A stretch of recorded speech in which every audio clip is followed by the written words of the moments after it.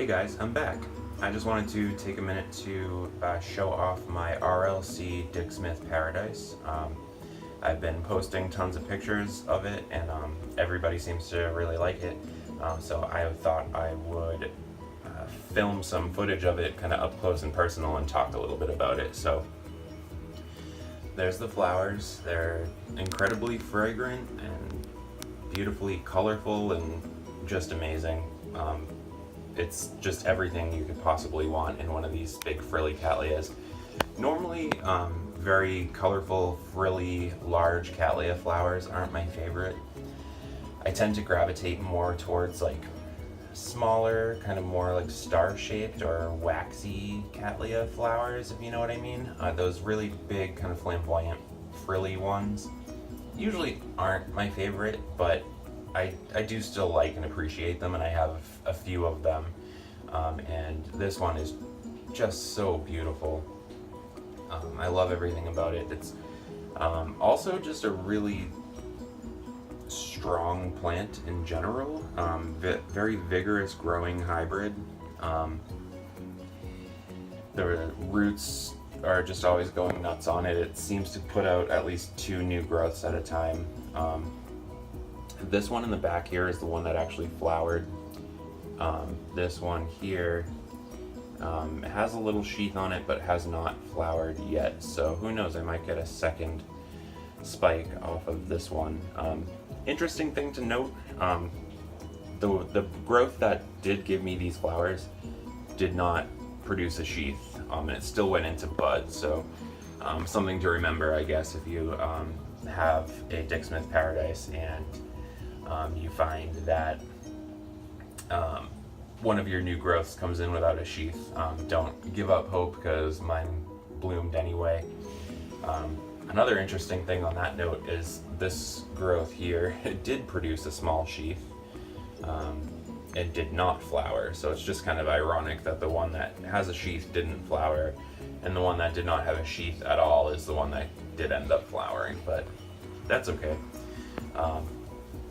The one kind of complaint I have about the flowers, and it was like this the last time it bloomed, they come in really closely bunched together. They don't spread out and kind of drop like other cattleya flowers sometimes will, and this one's like totally upside down, and they always seem to face kind of straight up, so they don't give you a good bloom display from, you know, the front here.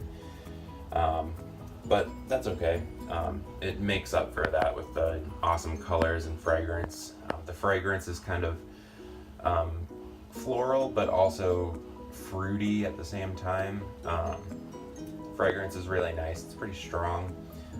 The flowers aren't very long lived on these. I think that's kind of standard with those frilly cattleyas, that the blooms just don't last long because they're so big and soft that they just don't have like the waxy substance that kind of gives other orchid flowers their longevity.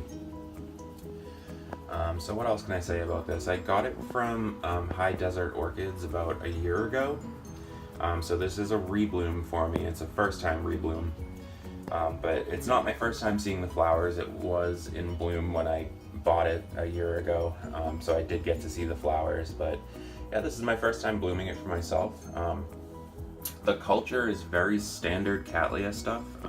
I grow mine under artificial lights. This is a T5 fluorescent fixture with 4 tubes. It's 4 foot long and 1 foot across.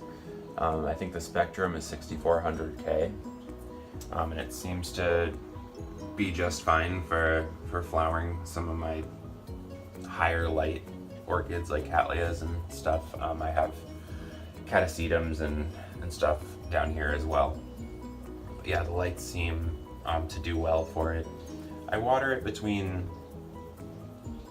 maybe 1 to 3 times a week, I guess. It really kind of varies a lot, because sometimes I won't do a full watering, but I'll just like mist it heavily. So it's kind of hard to say like an average amount of watering that I do on a weekly basis, because it does vary so much. But yeah, I'd say maybe, 2 times a week, maybe 2 like good heavy waterings. I have it in coarse bark. which is what I recommend for most Cattleyas, especially these big ones. They like a fast draining media. They like to approach dryness or, actually dry out between waterings, just depending on your environment.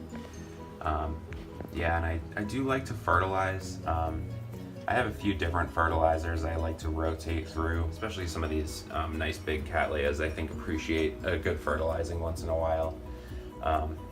But yeah, what else can I say about the culture? I don't think it requires quite as much light as some other Cattleyas do.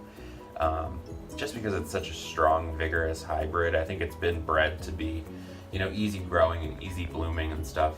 I do think, of course, the light's important, and you'll get better blooms and higher numbers if you push the light, but I don't think it's as demanding as some other Cattleyas or Lelias and Walkerianas and stuff. I think it's got lower light requirements than some of those other types of Cattleyas. But yeah, as far as culture, that's pretty much it. Very, very easy growing plant. I really recommend everybody have one of these. It's just so beautiful. Look at that thing. The colors are so incredible, and I also want to try to